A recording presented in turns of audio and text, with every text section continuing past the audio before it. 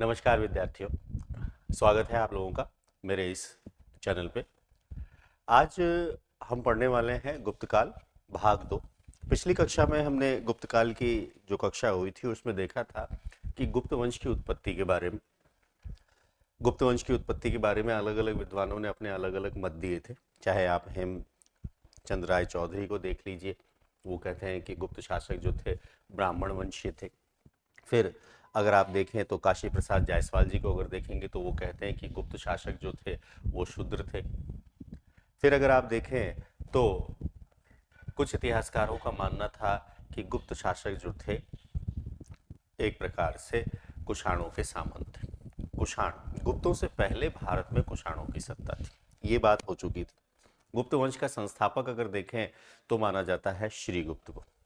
श्रीगुप्त का time period 275 ईस्वी से लेकर 300 ईस्वी तक था। इसके बाद अगर आप देखें तो घटोत्कच के बाद हमने देखा कि चंद्रगुप्त प्रथम गद्दी पर बैठे और चंद्रगुप्त प्रथम जो थे गुप्त वंश के वास्तविक संस्थापक थे और उनके द्वारा महाराजा धीराज की उपाधि ली।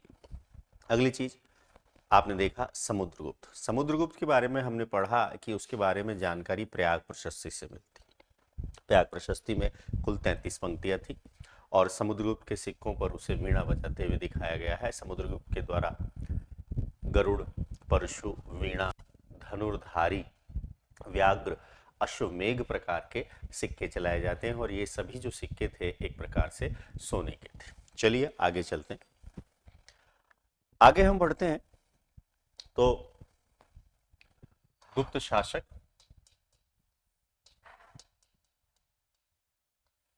गुप्त शासकों में पहले शासक का नाम श्रीगुप्त। श्रीगुप्त के बाद घटोत्कच। घटोत्कच के बाद अगर हम बात करें चंद्रगुप्त फर्स्ट। चंद्रगुप्त फर्स्ट के बारे में मैं आपको बता चुका हूं कि इनके द्वारा 319 ईस्वी में एक संवत चलाया गया जिसे कहा जाता है गुप्त संवत। वैवाहिक संबंध स्थापित किए इन्होंने और वैवाहिक संबंध के माध्यम से इन्होंने अपने साम्राज्य का विस्तार किया। चंद्रगुप्त फर्स्ट के बाद हम पढ़ चुके हैं समुद्रगुप्त और समुद्रगुप्त के बाद अगर देखें तो कुछ समय के लिए एक शासक दिखता है रामगुप्त। तो आइए देखते हैं। इधर मैं साइड में हेडिंग डाल देता हूं गुप्तकाल। गुप्तकाल का टाइम पीरियड है 275 से 550 ईस्वी। अब बात करें तो हम बात कर लेते हैं रामगुप्त की। देखिए साहब, रामगुप्त जब गद्दी पर बैठा तो भारत के इस वाले बेल्ट से यानी उत्तर पश्चिम सीमा प्रांत से शकों की उपस्थिति देखने को मिलती है। शकों को ध्यान रखिएगा क्षत्रप भी कहा जाता है, इसलिए शक क्षत्रप। अब ये एक निर्बल शासक था। तो जब शकों का अटैक हो रहा है तो इस रामगुप्त ने क्या किया कि इन शकों से युद्ध करने की बजाय अपनी पत्नी, इसकी पत्नी थी जिसका नाम था ध्रुव देवी। तो रामगुप्त क्या चाहता था? रामगुप्त संधि करना चाहता था, शांति स्थापित करना चाहता था और इस शांति स्थापना के लिए शकों के साथ समझौता किया और अपनी पत्नी ध्रुव देवी को शकों को सौंपने का निर्णय लिया। अब ये जब बात रामगुप्त वाली, ये बात जब इसके भाई, इसका एक भाई था, इसका नाम था चंद्रगुप्त सेकंड। जब ये बात ये ध्रुव देवी को सौंपने वाली बात इसके भाई को पता चली तो चंद्रगुप्त सेकंड ने क्या किया, इन पर अटैक किया और चंद्रगुप्त सेकंड ने शकों को पराजित किया, शकों को पराजित किया। और इसी चंद्रगुप्त सेकंड ने रामगुप्त की हत्या कर दी। ठीक है। और इसी चंद्रगुप्त सेकंड ने ध्रुव देवी से विवाह कर लिया। समझ गए होंगे आप। शकों का दमन करने के कारण चंद्रगुप्त सेकंड को जाना गया है, ध्यान रखिएगा, शकारी के नाम से। और ये जो मैंने आपको पूरी घटना बताई है रामगुप्त के बारे में, तो रामगुप्त के बारे में जो ये घटना बताई है, इस घटना की जानकारी ध्यान रखिएगा, विशाख दत्त की पुस्तक, विशाख दत्त की पुस्तक देवी चंद्र गुप्तम से प्राप्त होती है। तो विशाख दत्त की पुस्तक देवी चंद्रगुप्तम से इस पूरी घटना की जानकारी मिलती है कि रामगुप्त एक अयोग्य शासक था। रामगुप्त के काल में शकों का आक्रमण होता है। रामगुप्त का एक भाई था जिसका नाम था चंद्रगुप्त सेकंड, और चंद्रगुप्त सेकंड ने क्या किया, शकों को पराजित किया, रामगुप्त की पत्नी ध्रुव देवी से विवाह किया और विवाह करने के बाद रामगुप्त की भी हत्या कर दी जाती है और उपाधि ली जिसका नाम है शकारी। और इस पूरी घटना की जानकारी विशाख दत्त की पुस्तक देवी चंद्र गुप्तम से मिलती है। एक तो ये, इसके अलावा एक और चीज ध्यान रखिएगा कि रामगुप्त जो था, रामगुप्त के बारे में अन्य जानकारी के स्रोत, तो एक छोटा सा हेडिंग और, रामगुप्त, रामगुप्त के बारे में जानकारी। तो रामगुप्त के बारे में जानकारी कहां से मिलती है, तो पहली चीज ध्यान रखिएगा, रामगुप्त के बारे में जानकारी मिलती है विशाख दत्त की पुस्तक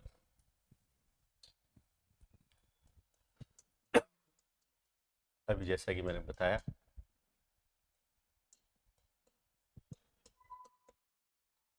विशाख दत्त की पुस्तक देवी चंद्र गुप्तम। इसके अलावा जानकारी मिलती है बाणभट्ट की पुस्तक हर्षचरित। दो तो ये हो गए। इसके द्वारा भोज के द्वारा रचित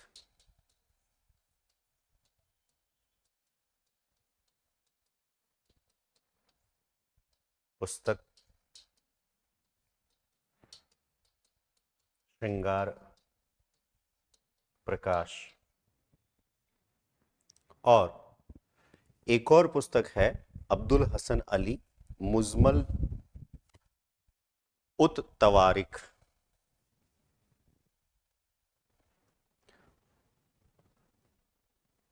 मुजमल उत तवारिख, ध्यान रखिएगा।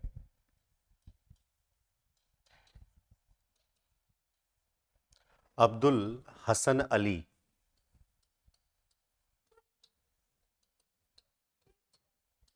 द्वारा रचित पुस्तक, ध्यान रखिएगा, मुजमल उल तवारिख।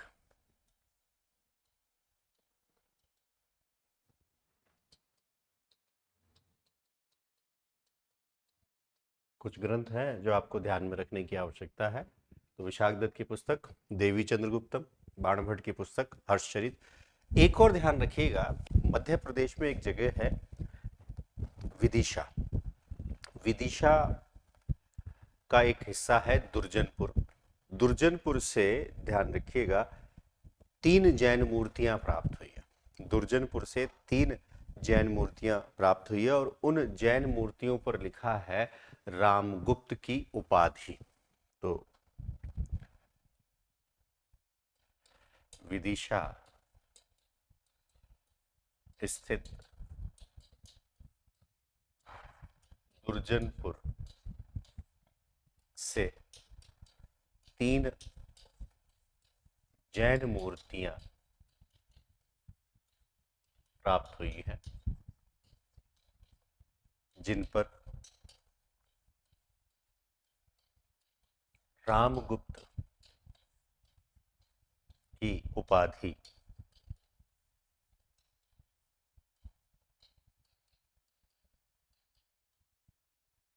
महाराजा धीराज। तो ये था रामगुप्त के बारे में संक्षिप्त इतिहास, जो कि आपको जानने की आवश्यकता है। अब आप बात करते हैं, अगर अब देखें तो अब हम बात करेंगे चंद्रगुप्त द्वितीय की। तो उतार लीजिए, आगे बढ़ते हैं। अगला शासक चंद्रगुप्त सेकंड।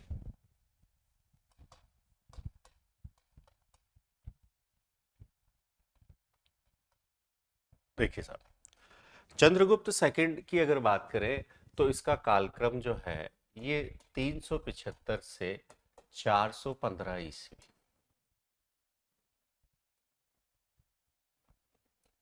ठीक, 415 ईस्वी। चंद्रगुप्त द्वितीय के पिता का नाम समुद्रगुप्त, माता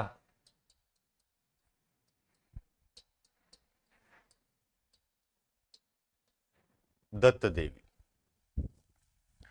इसने 2 राजधानियां बनाई।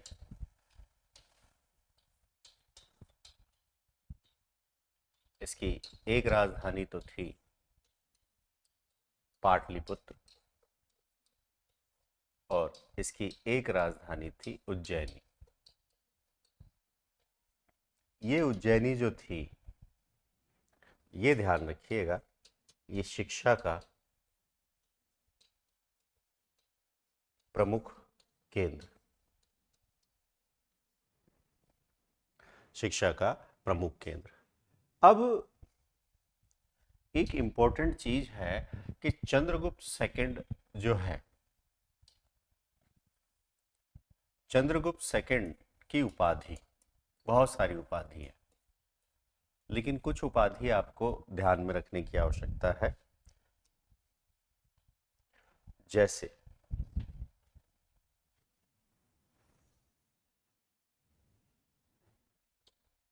एक उपाधि है देवगुप्त, एक उपाधि है देवश्री, एक उपाधि है विक्रमांक, एक उपाधि है परम भागवत। ध्यान रखिएगा, परम भागवत की उपाधि क्यों ली जाती थी? तो वैष्णव धर्म को संरक्षण प्रदान करने के कारण परम भागवत की उपाधि ली जाती थी, और परम भागवत की उपाधि लेने वाला चंद्रगुप्त द्वितीय दूसरा शासक था। इसके बाद अगर देखें तो और उपाधियां हैं। एक उपाधि है जिसका नाम है विक्रमादित्य।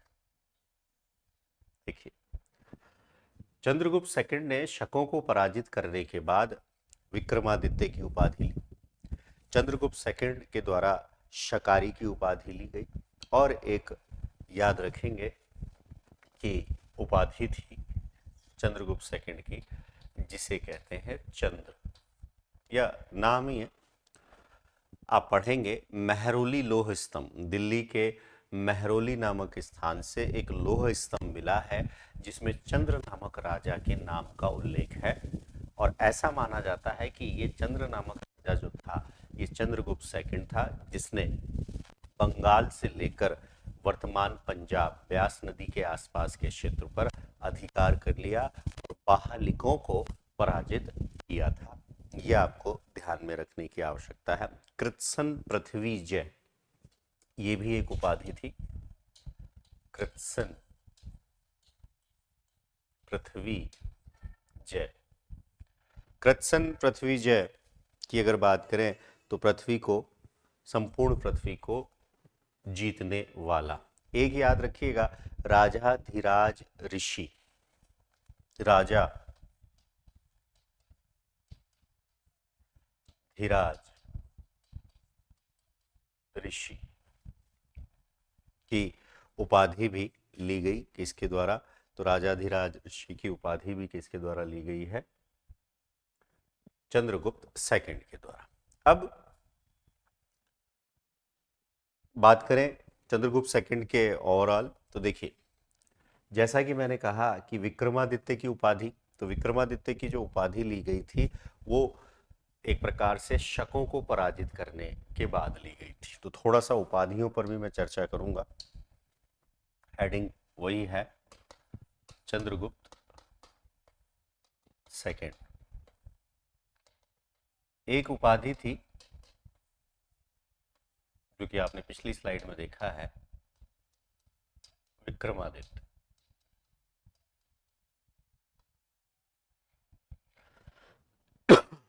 ये उपाधि क्यों ली गई? तो इतना सा ध्यान रखिए, एक शकों को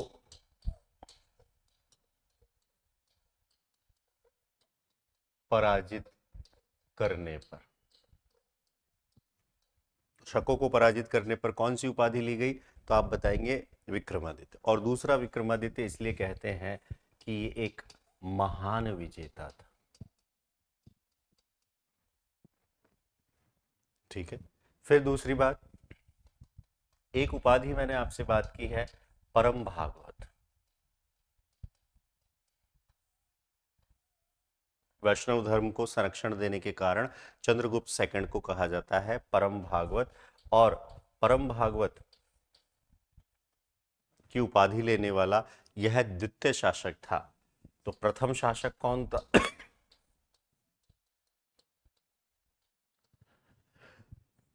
तो परम भागवत की उपाधि लेने वाला प्रथम शासक जो था वो था समुद्रगुप्त।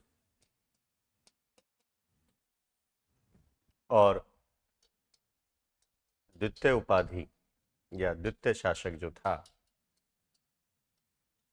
वो था चंद्रगुप्त सेकंड। दोनों याद रखिएगा। अब जो चंद्रगुप्त सेकंड की माता है उनका नाम है दत्त देवी। और दत्त देवी जो थी, ये ध्यान रखिएगा, समुद्रगुप्त की महारानी थी। और दत्त देवी का नाम समुद्रगुप्त के ऐरण अभिलेख में मिलता है। इसके अलावा समुद्रगुप्त के द्वारा, ध्यान रखिएगा, इसके द्वारा समुद्रगुप्त के द्वारा जो अश्वमेघ प्रकार के सिक्के चलाए गए, उस अश्वमेघ प्रकार के सिक्कों पर दत्त देवी की आकृति मिलती है। तो ये भी हम यहां पर नोट डाउन कर लेते हैं। माता दत्त देवी,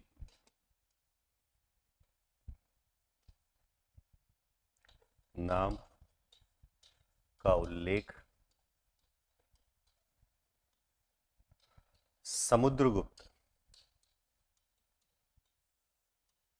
के ऐरण अभिलेख में, और आकृति आपको समुद्रगुप्त के द्वारा चलाए गए अश्वमेघ प्रकार के सिक्कों पर।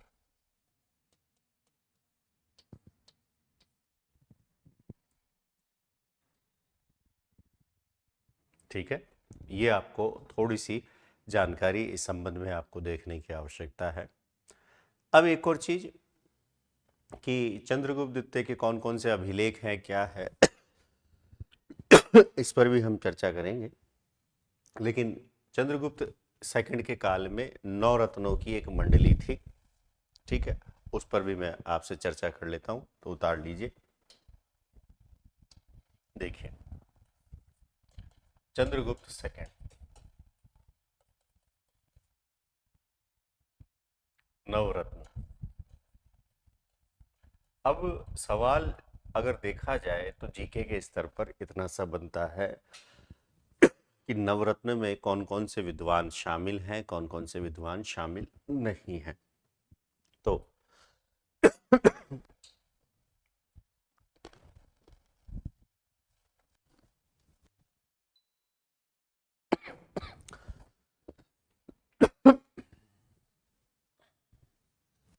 नवरत्न की हम बात करें,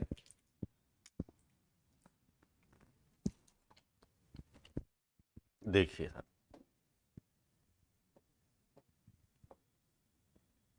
बहुत इजी है। पहला है कालिदास, शैव भक्त थे। कालिदास के द्वारा रघुवंश, कुमार संभव, मेघदूत, ऋतुसंहार, विक्रमोर्वशीयम, अभिज्ञान शाकुंतलम जैसी पुस्तकों की रचना की गई। एक थे अमर सिंह। अमर सिंह के द्वारा अमरकोश नामक पुस्तक की रचना की गई, जिसमें भूमि के वर्गीकरण की बात की गई है। एक थे जिनका नाम था धनवंतरी। धनवंतरी जो थे एक चिकित्सक के रूप में थे, और आज भी धनवंतरी के नाम से आप देखें तो हॉस्पिटल्स दिख जाएंगे। एक शंकु, ये जो शंकु थे ये वास्तु कला से संबंधित थे। एक शपणक, एक घटकर्पर, एक शपणक, एक घटकर्पर। इसके अलावा वराहा मिहिर। वराहा मिहिर, देखिए गुप्त काल में सबसे बड़ी उपाधि हुआ करती थी, जैसे आज भारत रत्न है, पद्मश्री है, पद्म भूषण है, ऐसे ही गुप्त काल में उपाधि दी जाती थी वराह की। तो मिहिर इनका असली नाम था, और मिहिर की एक उपाधि थी जिसका नाम है वराह, जो कि चंद्रगुप्त सेकंड के द्वारा प्रदान की गई थी। ये ज्योतिष के विद्वान थे। वराह मिहिर की अगर बात करें तो वराह मिहिर के द्वारा एक पुस्तक की रचना की गई है ज्योतिष पर, जिसका नाम है पंच सिद्धांतिका। पुस्तकों में मैं एक साथ ही लिखा दूंगा। पंच सिद्धांतिका में ज्योतिष के 5 सिद्धांत इनके द्वारा बताए गए हैं। 5 सिद्धांत कौन कौन से हैं तो मैं बता दूं, पैतामा, वशिष्ठ, सूर्य, पोलक और रोम। तो मैं अभी लिख दूंगा, उस पर भी ध्यान रखिएगा। फिर वृहत जातक, लघु जातक, योग यात्रा, ऐसी पुस्तकों की रचना इनके द्वारा की गई। फिर एक विद्वान थे जिनका नाम था वर रुचि, और एक नाम जिनका नाम है बेताल भट्ट। कहते हैं कि बेताल भट्ट जो था ये जादूगर था, और बेताल भट्ट एक प्रकार से चंद्रगुप्त सेकंड को न्याय करने संबंधी शिक्षा दिया करता था। तो 9 रत्नों की मंडली है, कालिदास, अमर सिंह, धनवंतरी, शंकु, शपणक, घटकर्पर, वराह मिहिर, वर रुचि और बेताल भट्ट। अब इसके बाद अगर बात करें तो चंद्रगुप्त सेकंड के बारे में जानकारी या चंद्रगुप्त सेकंड के अभिलेख, तो हेडिंग डाल लीजिए चंद्रगुप्त सेकंड के अभिलेख।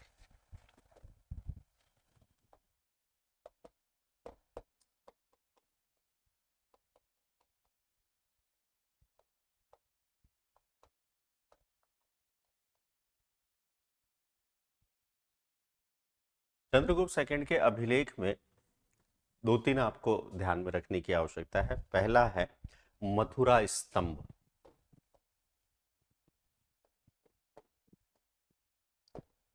मथुरा स्तंभ। ठीक है, मथुरा स्तंभ के अलावा एक है उदयगिरी।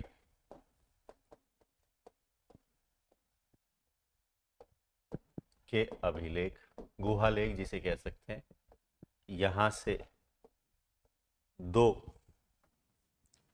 लेख प्राप्त हुए हैं या दो अभिलेख मिले हैं। फिर अगर आप देखें तो एक नाम है गढ़वा अभिलेख और एक नाम है सांची अभिलेख। गढ़वा अभिलेख और एक है सांची अभिलेख। अब एक एक करके हम चर्चा करेंगे कि किससे क्या जानकारी मिलती है। तो शुरुआत करते हैं। सबसे पहले अगर हम बात करें तो आप देखेंगे कि मथुरा स्तंभ लेख, तो हेडिंग डाल लेते हैं मथुरा। देखिए नाम आया मथुरा स्तंभ लेख, तो मथुरा स्तंभ लेख, हमने राजधानी तो कुछ और देखी और स्तंभ लेख जो है वो मिल रहा है मथुरा से। इसका मतलब इसका साम्राज्य यहां तक तो रहा ही। ठीक है, अब ये जो लेख है ये ध्यान रखिएगा चंद्रगुप्त सेकंड के 5वें वर्ष का है, यानी गद्दी पर बैठा उसके 5वें वर्ष का। पहली चीज कौन सा है? मथुरा स्तंभ लेख। फिर इसमें एक सवाल बनता है कि गुप्त संवत की तिथि 61। ठीक है सर, गुप्त संवत की तिथि 61 बताई गई है। अब बोले 61, देखो सिंपल सी बात, अगर आप देखें तो चंद्रगुप्त सेकंड का टाइम पीरियड है 375। ठीक है सर, देखिए गुप्त संवत, तो गुप्त संवत की शुरुआत हुई है 319। ठीक है, और 319 ईस्वी के बाद यह मथुरा स्तंभ चंद्रगुप्त सेकंड के 5वें वर्ष का है। तो 75 प्लस 5 यानी कि ये 380 ईस्वी का है, और यहां पर तिथि लिखी है 61। तो 319 में मैं 61 जोड़ूंगा तो 9 और 1 10 की 0, हासिल 1, 6 और 1 7 और 1 8। ये देखिए,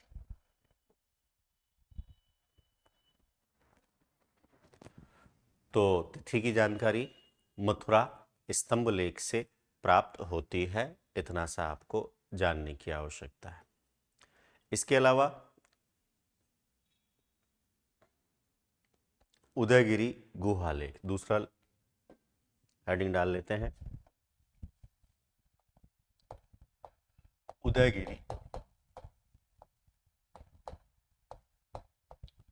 गुहा लेख। अब ये जो उदयगिरी गुहा लेख है ये दो लोगों का है साहब। जानकारी किसके बारे में? तो मैं यहां लिख देता हूं चंद्रगुप्त सेकंड के बारे में। अब ये उदयगिरी गुहा लेख जो है ये दो है।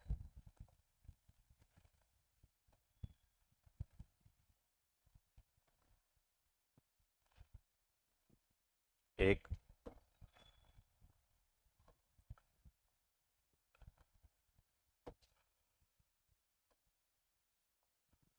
ये दूसरा। अब ये जो पहला है जिसकी हम यहां चर्चा कर रहे हैं ये है चंद्रगुप्त द्वितीय के सांदी विग्रहक सचिव वीरसेन का, तो सांधी विग्रहक सचिव वीरसेन का उदयगिरी गुहा लेख।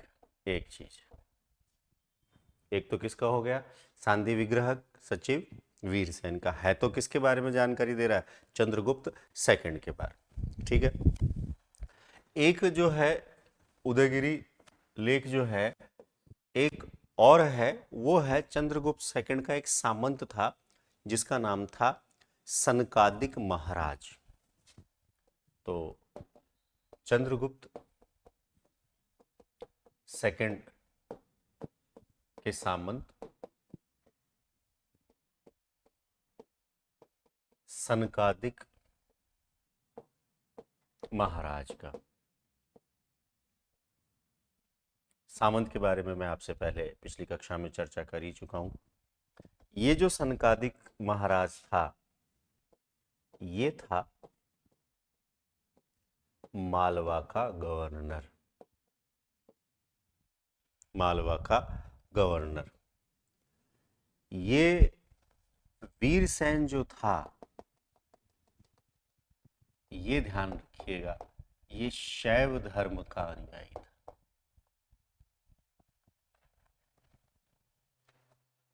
एक इंपॉर्टेंट चीज, ठीक है। अब वीरसेन की अगर बात करूं तो आपको जानकर अच्छा लगेगा कि ये वीरसेन जो था पद पर था, व्याकरण का ज्ञाता था और न्याय मीमांसा का भी जानकार था। तो यहां पर वीरसेन के बारे में लिख दें, व्याकरण व न्याय मीमांसा का ज्ञाता था। इसे कवि भी कहा जा सकता है, अर्थात विद्वान थे जी। कुल मिला के बात यह है, इतना सा ध्यान रखिएगा। तो उदयगिरी गुहालेख दो हैं, एक वीरसेन का और एक सनकादिक महाराज। सनकादिक महाराज कौन थे, तो ध्यान रखिएगा, मालवा का गवर्नर था। अब एक है सांची लेख, उतारते जाइएगा। चंद्रगुप्त द्वितीय का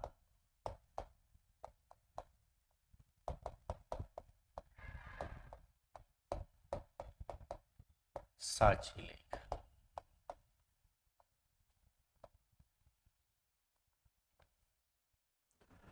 अब चंद्रगुप्त द्वितीय का जो ये सांची लेख है, अगर मैं इसकी चर्चा करूं तो ये एक प्रकार से चंद्रगुप्त का एक सेनापति था, आम्रकारदव, ठीक है।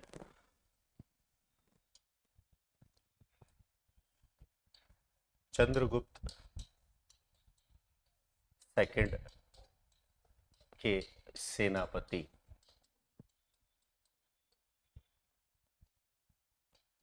आम्रकारदव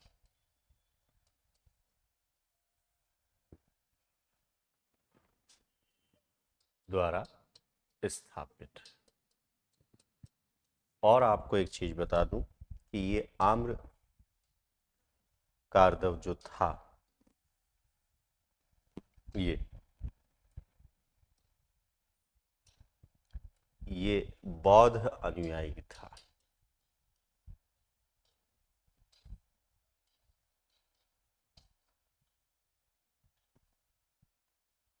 अर्थात देखिए, गुप्त शासकों का राजकीय धर्म क्या था, तो बोले गुप्त शासकों का राजकीय धर्म था वैष्णव। लेकिन गुप्त शासकों ने अपने यहाँ शैव धर्म के अनुयायियों को भी संरक्षण दिया। गुप्त शासकों ने अपने यहाँ अगर देखें तो बौद्ध धर्म के अनुयायियों को भी संरक्षण प्रदान किया था। ये दोनों चीजें आपको ध्यान में रखने की आवश्यकता है। अब एक और अगर हम बात करें तो देखिए, जैसा कि हमने बात की,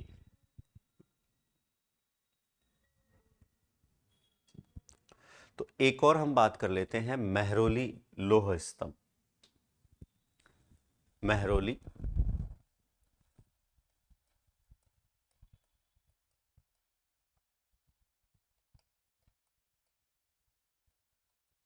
लौह स्तंभ। देखिए, महरौली लौह स्तंभ जो है, लोहे का स्तंभ है। ये जो महरौली लौह स्तंभ है, ये मिला है दिल्ली से।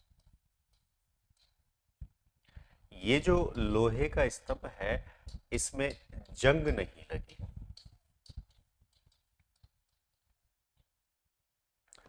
जंग नहीं लगी तो धातु, और ये कहें कि धातु विज्ञान से परिचित थे गुप्त काल के लोग। इसके अलावा इस महरौली लौह स्तंभ में एक चंद्र नामक राजा के नाम का उल्लेख है।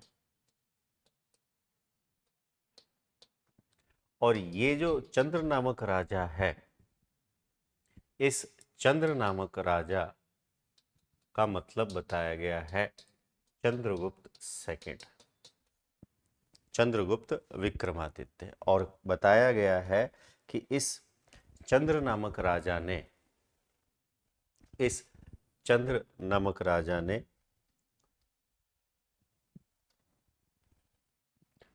बंगाल से लेकर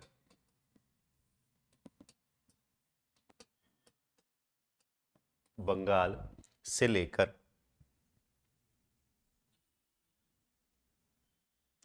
पंजाब के आसपास, पंजाब के आसपास के क्षेत्र में रहने वाले बहिलकों या बाहिलकों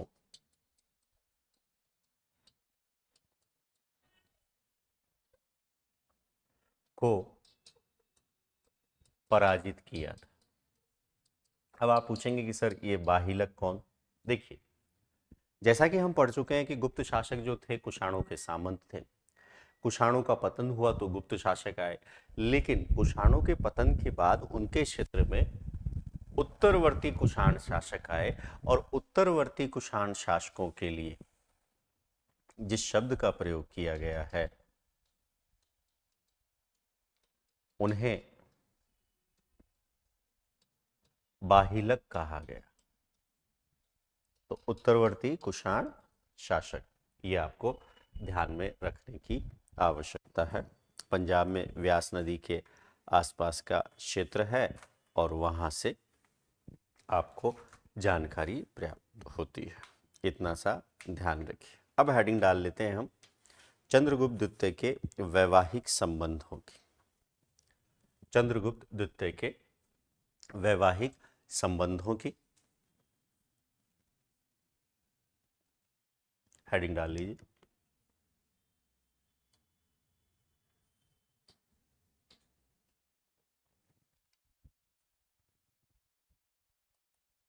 चंद्रगुप्त सेकंड के वैवाहिक संबंध।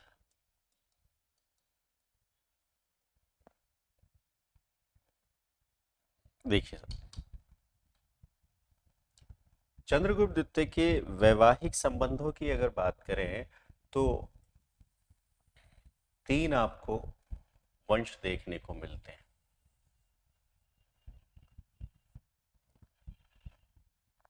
एक अगर हम बात करें तो नागवंश, नाग राजवंश। एक अगर हम बात करें तो वाकाटक वंश, वाकाटक राजवंश,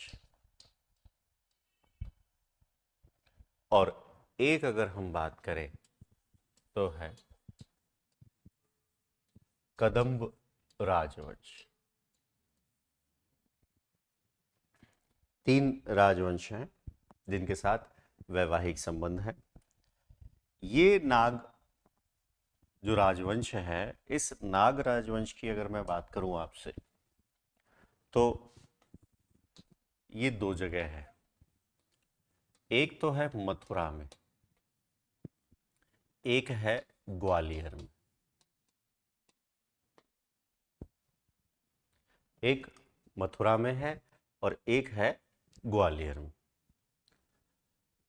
ग्वालियर के लिए एक शब्द का प्रयोग किया जाता है जिसे कहते हैं पद्मावती।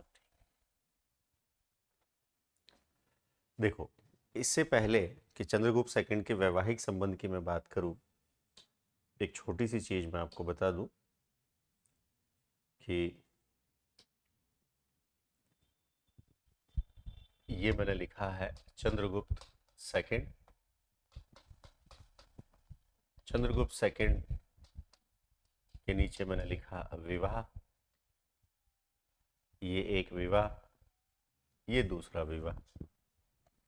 तो एक विवाह तो हुआ ध्रुव देवी से। एक विवाह हुआ किससे? ध्रुव देवी से। ध्रुव देवी से जो विवाह हुआ है उससे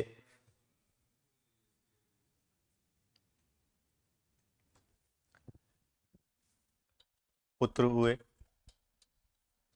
एक पुत्र का नाम कुमारगुप्त, एक पुत्र का नाम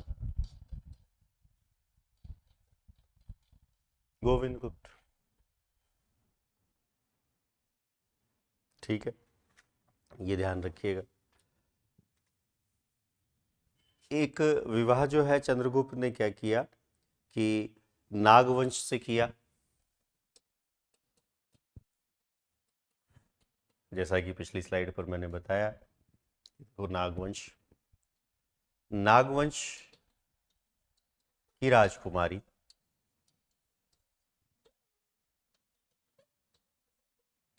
कुबेर नागा,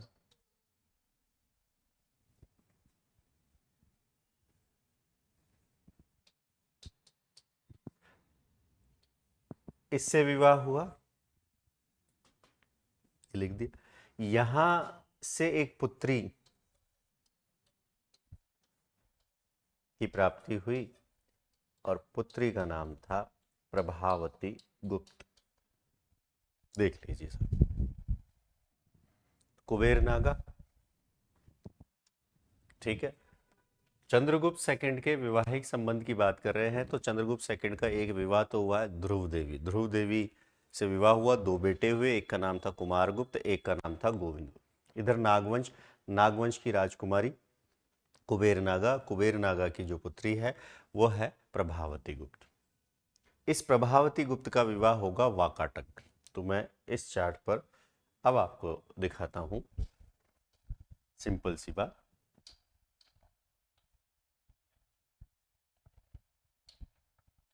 तो नागवंश की एक राजकुमारी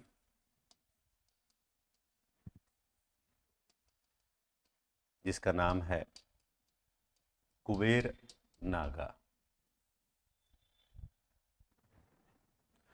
और मैं यहां लिख देता हूं वेड्स चंद्रगुप्त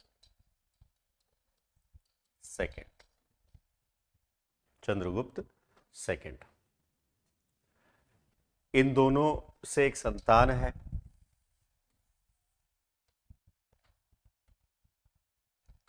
पुत्री, और इस पुत्री का नाम है प्रभावती गुप्त। ठीक है, अब ये तो नागवंश हो गया, ग्वालियर और मथुरा। तो ग्वालियर वाले पद्मावती की बात कर ली, राजकुमारी थी कुबेर नागा, विवाह हो गए। वाकाटक राजवंश की बात करें तो वाकाटक राजवंश वर्तमान यानी आधुनिक महाराष्ट्र। वाकाटक राजवंश के साथ वैवाहिक संबंध स्थापित करने के पीछे चंद्रगुप्त सेकंड का उद्देश्य क्या था? तो चंद्रगुप्त सेकंड का उद्देश्य यह था कि वो शकों को पराजित करे। तो वाकाटक राजवंश, ठीक है, तो वाकाटक के शासक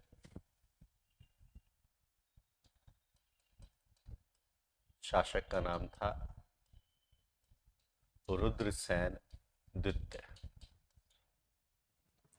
रुद्रसेन द्वितीय, और इस रुद्रसेन द्वितीय का विवाह हुआ प्रभावती गुप्त के साथ। समझ लेना जी अच्छी तरह, प्रभावती गुप्त के साथ। और प्रभावती गुप्त के दो बेटे, एक का नाम है दामोदर सेन और एक का नाम है दिवाकर सेन। तो यहां भी लिख देते हैं, शादी के बाद पुत्र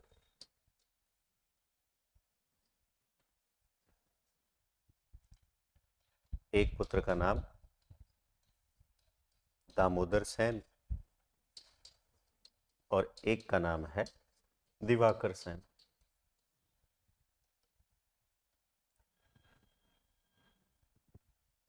देखो साहब, मैप के माध्यम से थोड़ा सा मैं आपको क्लियर करता हूं।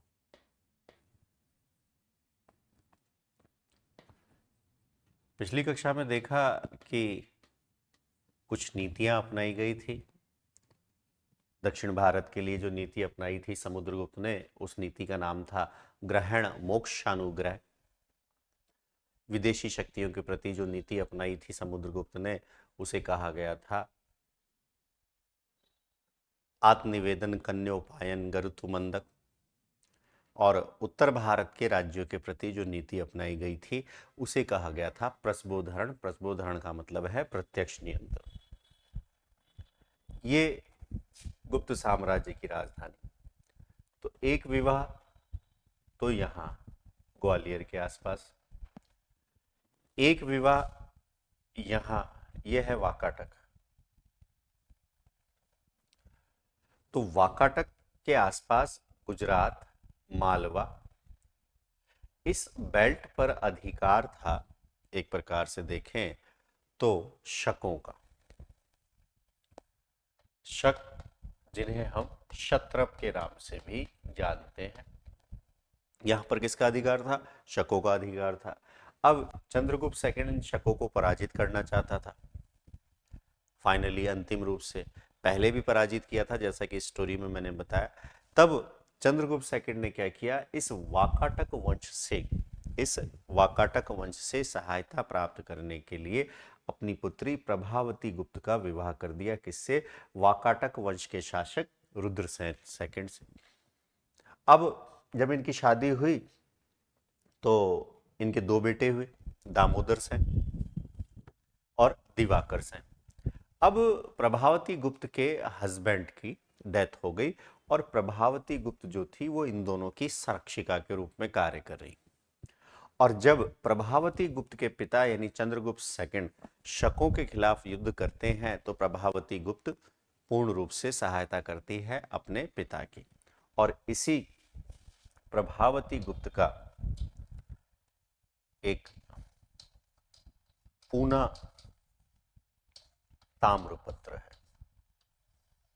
और मैंने आपको बताया है कि पूना ताम्रपत्र से गुप्त शासकों के ब्राह्मण होने की बात की गई है, धरणी गुप्त की बात की गई है। कदम, देखिए कदम वंश जो था तीसरा, ये कर्नाटक, ठीक है। अब यहां के बारे में कहा जाता है कि यहां का जो शासक था उस शासक का नाम था काकुत्स वर्मन। काकुत्स वर्मन।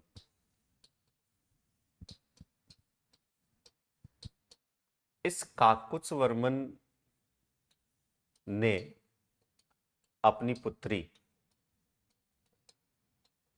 का विवाह अपनी पुत्री का विवाह गुप्त राजकुमार कुमार गुप्त से किया था।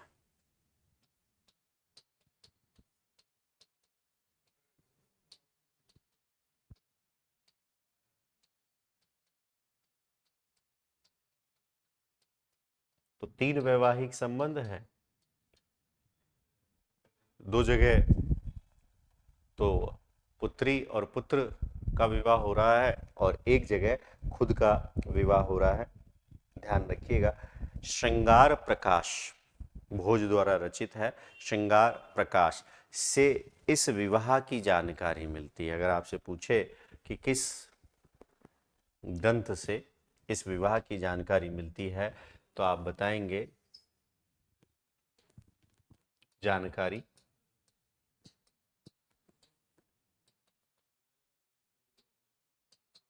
भोज द्वारा रचित पुस्तक श्रृंगार प्रकाश, क्योंकि साहित्य है, और एक क्षेमेंद्र द्वारा रचित पुस्तक औचित्य विचार चर्चा। एक तो पुस्तक ये हो गई और एक है क्षेमेंद्र द्वारा रचित पुस्तक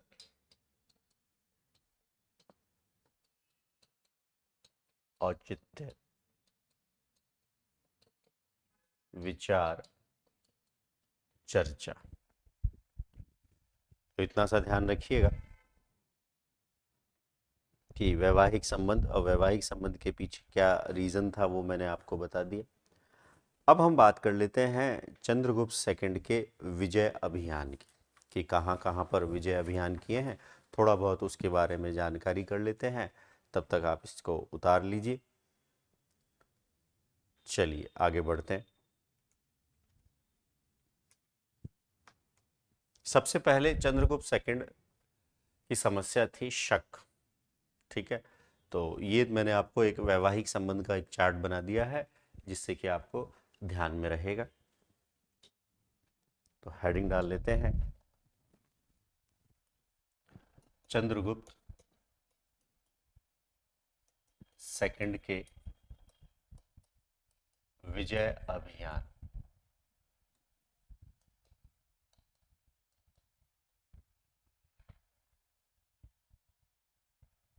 नंबर 1,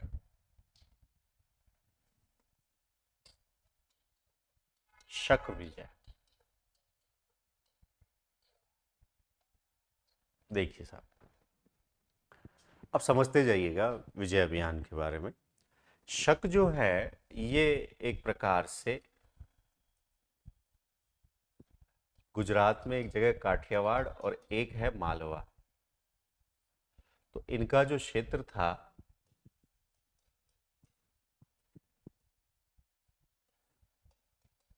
मालवा और गुजरात का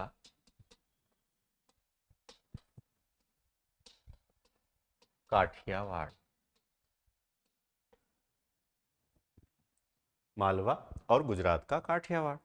ठीक है साहब, यहां भी मैंने आपको बताया कि एक वंश वाकाटक, और वाकाटक वंश की सहायता से चंद्रगुप्त सेकंड शकों को पराजित करते हैं, और शकों को पराजित करने के बाद एक प्रकार से चंद्रगुप्त सेकंड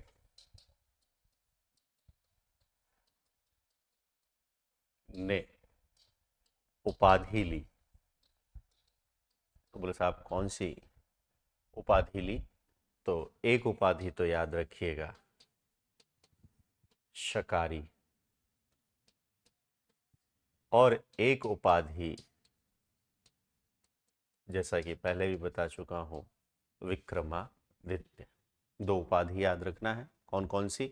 शकारी और एक विक्रमादित्य। इसके अलावा अगर बात करें तो यहाँ इस विजय के उपलक्ष्य में सिक्के चलाए और उन सिक्कों पर लिखा था सिंह विक्रम। सिंह विक्रम।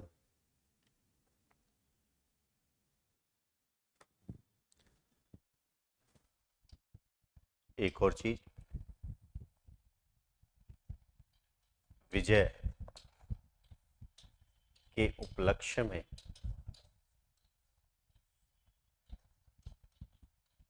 सिक्कों का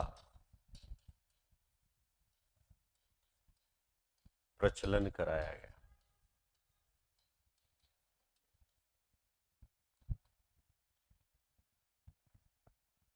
पहला,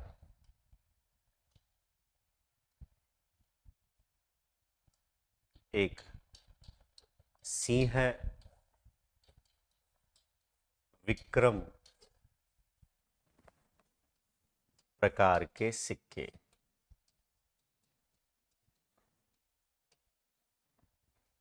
एक्चुअल में इसी विजय के उपलक्ष्य में चंद्रगुप्त सेकंड के द्वारा सिक्के चलाए गए थे, जिसे कहते हैं व्याघ्र शैली के सिक्के। और व्याघ्र यानी बाघ यानी सिंह वाला क्षेत्र जो है ये काठियावाड़ वाला क्षेत्र है। तो ये भी ध्यान रखिएगा कि व्याघ्र शैली के सिक्के चलाए।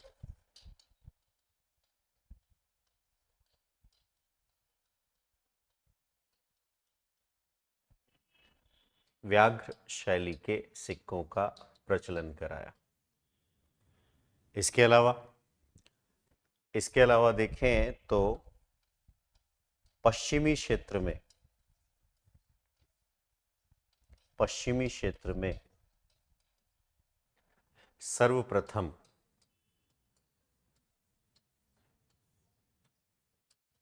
चांदी के सिक्कों का प्रचलन कराया गया। अभी तक तो सारे सिक्के सोने के थे, लेकिन अगर आपसे पूछे कि किसने पश्चिमी क्षेत्र में चांदी के सिक्कों का प्रचलन कराया, तो आप बताएंगे चंद्रगुप्त सेकंड ने। और इस चंद्रगुप्त सेकंड ने मालवा पर अधिकार कर लिया, और मालवा पर अधिकार कर लिया है तो चंद्रगुप्त सेकंड के मालवा अधिकार की जानकारी ये भी पूछ सकता है। देखो मालवा का क्षेत्र है ना, तो इसलिए मैंने ये बात आपसे यहाँ शेयर की है। तो मालवा पर अधिकार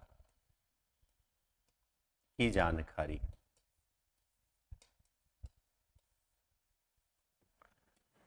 उदयगिरी गुहा लेख से मिलती है। दूसरा, सनकादिक महाराज, अभी बताया था मैंने, सनकादिक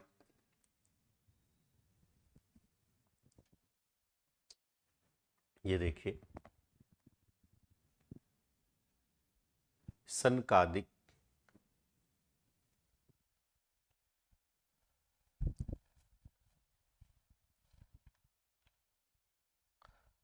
सनकादिक या सनकानिक, ठीक है, सनकानिक निक कर लीजिए।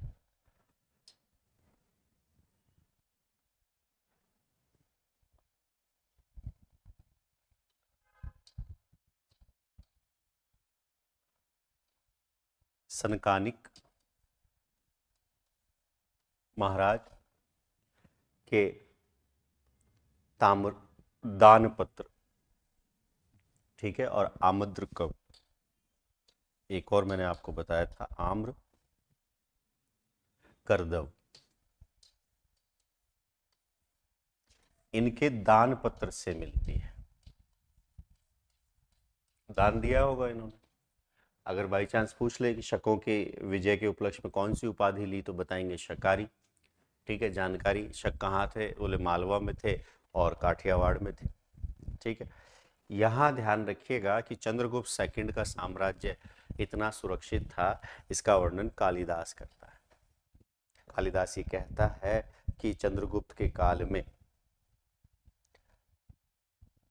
पुरुष तो छोड़िए, महिलाओं को भी कोई एक प्रकार से लूटने का साहस नहीं कर सकता, चाहे वो उपवन में ही क्यों ना सोने चांदी के आभूषणों के साथ टहल रही हो। इतनी सी आपको ध्यान में रखने की आवश्यकता है। तो ये विजय अभियान में एक है शक विजय, ये एक इंपॉर्टेंट है, बार बार प्रश्न पूछ लेता है। इसके अलावा एक बंगाल विजय, तो एक और हेडिंग डाल लीजिए चंद्रगुप्त सेकंड की, बंगाल विजय।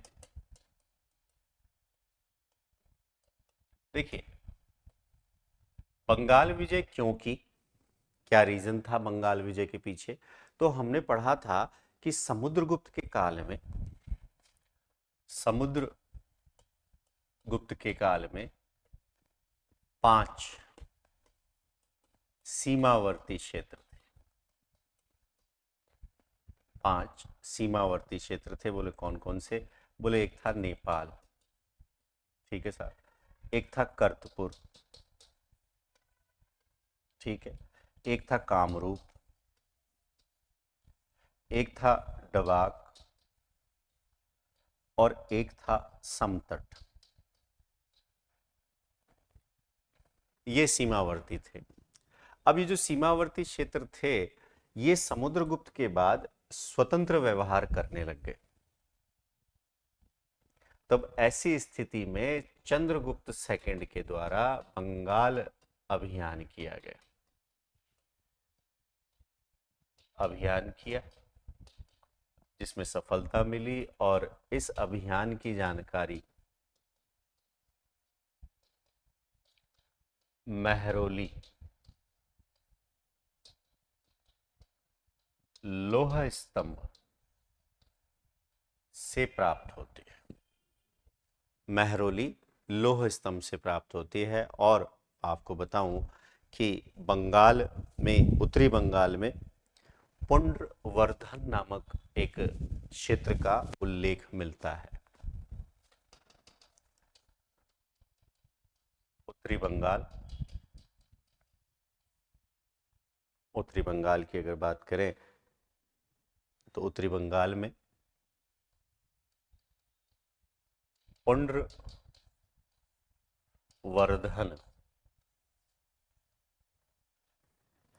नामक प्रांत का उल्लेख। तो ये थोड़ा सा आपको ध्यान में रखने की आवश्यकता है। इसके अलावा चंद्रगुप्त सेकंड की अगर बात करें तो चंद्रगुप्त सेकंड ने 8 प्रकार के सिक्के चलाए थे। चंद्रगुप्त सेकंड के बारे में उज्जैन में कवियों की परीक्षा लेने के लिए एक परिषद थी।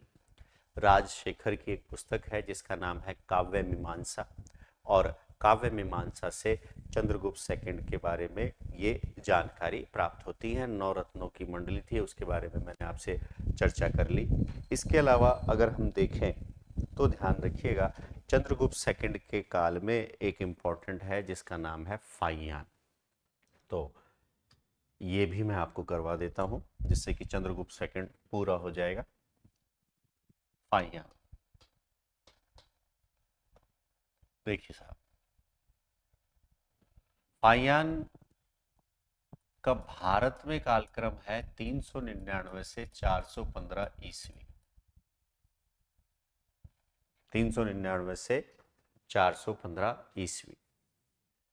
फाइयान की अगर हम बात करें तो फाइयान क्या लेने आया, तो फाइयान का उद्देश्य था, भारत यात्रा का उद्देश्य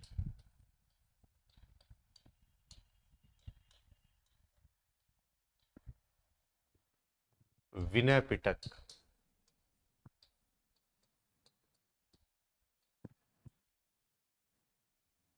की प्रति प्राप्त करना। विनय पिटक क्या है? बौद्ध धर्म के त्रिरत्न है, सुत्त पिटक, विनय पिटक, अभिधम पिटक। विनय पिटक को ढूंढने आया। सुत्त पिटक महात्मा बुद्ध के विचार, विनय पिटक बौद्ध संघ के नियम, और अभिधम पिटक बौद्ध संघ के दार्शनिक विचार है। ठीक है। फाइयान का मूल नाम था कुंड, और फाइयान का अर्थ है धर्माचार्य।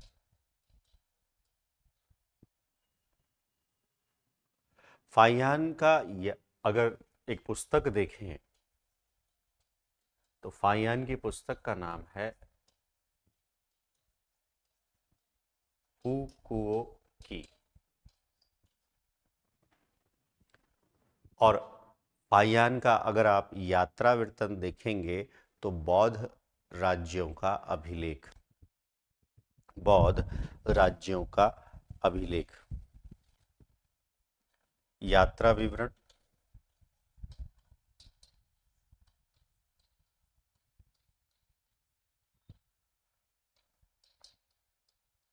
बौद्ध राज्यों का अभिलेख।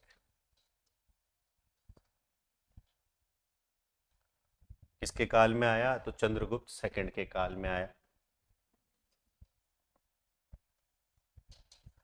चंद्रगुप्त सेकंड के काल में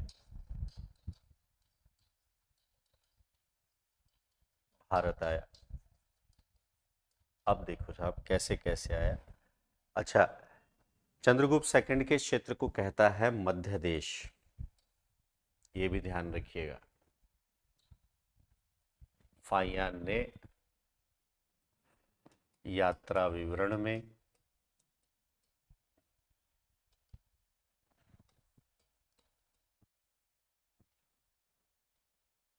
चंद्रगुप्त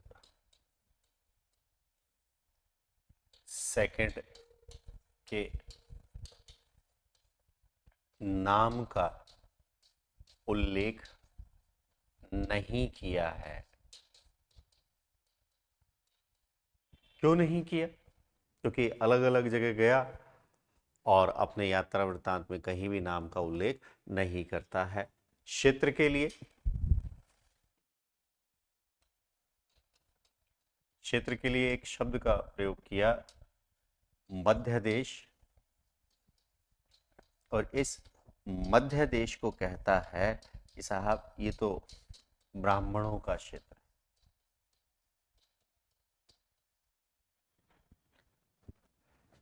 फाहियान कहता है कि भारत के लोग मांस, मदिरा, लहसुन, प्याज का सेवन नहीं करते।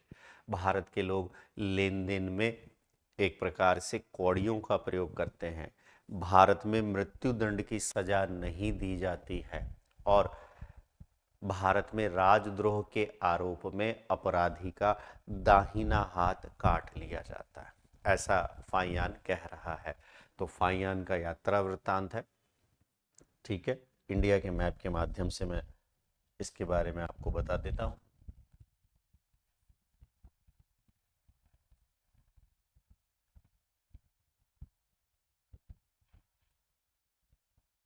देखिएगा,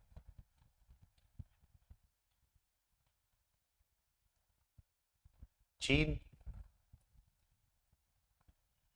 तो फाहियान चला, यहाँ गोबी का मरुस्थल पार किया और यहाँ से ऐसे भारत आया, फिर यहाँ से श्रीलंका और फिर जावा। तो सीधी सी बात है, एक चीज तो ध्यान रखिएगा, फाहियान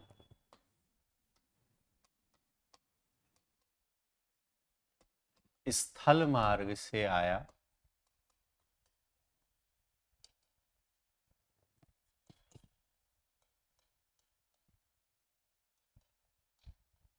और जल मार्ग से लौट गया।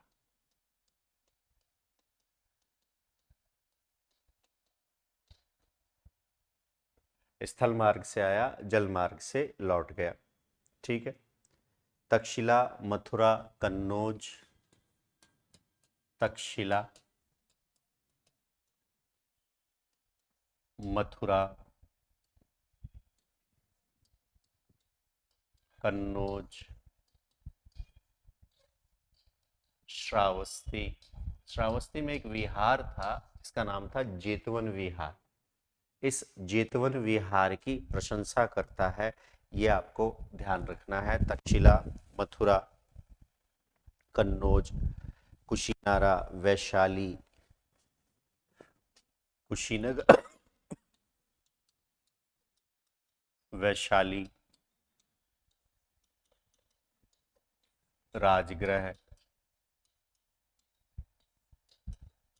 पाटलिपुत्र, राजगृह, पाटलिपुत्र, काशी व ताम्रलिप्ति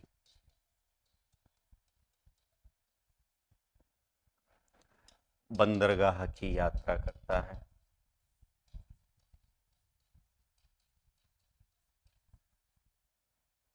पहली चीज तो स्थल मार्ग से आया और जल मार्ग से लौट गया। बोला आया क्या करने था? बोले साहब विनय पिटक के को ढूंढने आया था। इसके अलावा गुप्त सेकंड के नाम का उल्लेख करता ही नहीं है। पाटलिपुत्र की यात्रा करता है 3 बार और चंद्रगुप्त के राजमहल, चंद्रगुप्त मौर्य वंश का राजमहल का वर्णन करता है और कहता है कि देवताओं के द्वारा बनाया गया। इतना सा ध्यान रखिएगा। एक चीज ये कहता है कि मध्य देश के लोग, मध्य देश के लोग मांस, मदिरा, लहसुन व प्याज का सेवन नहीं करते। फिर मृत्युदंड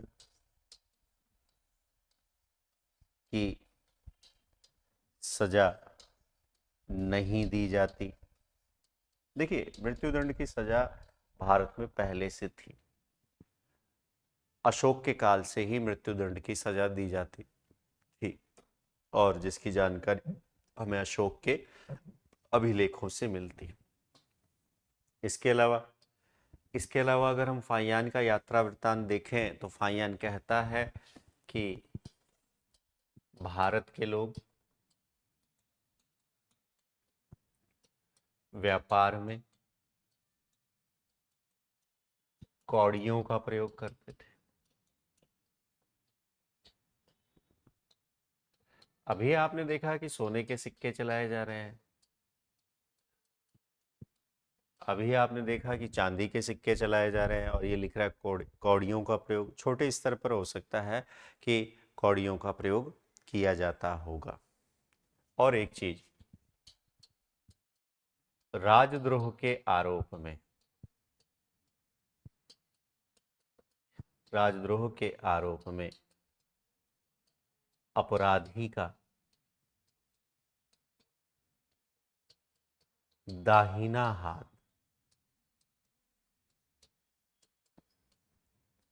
राजद्रोह के अपराध में अपराधी का दाहिना हाथ काट लिया जाता था।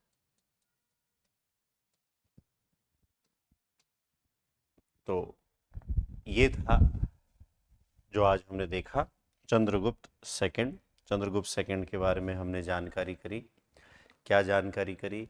तो चंद्रगुप्त सेकंड के बारे में सबसे पहले हमने देखा कि किस प्रकार इसने अपने भाई को हटाकर गद्दी प्राप्त की और क्या क्या इसकी उपाधियां थी, क्या इसके अभिलेख थे। जैसे कि हमने रामगुप्त के बारे में जाना, उपाधियों के बारे में जाना, माता पिता के बारे में जाना। इसके बाद कौन सी उपाधि किस उपलक्ष्य में ली गई थी इसके बारे में हमने चर्चा करी। नवरत्नों के बारे में चर्चा करी।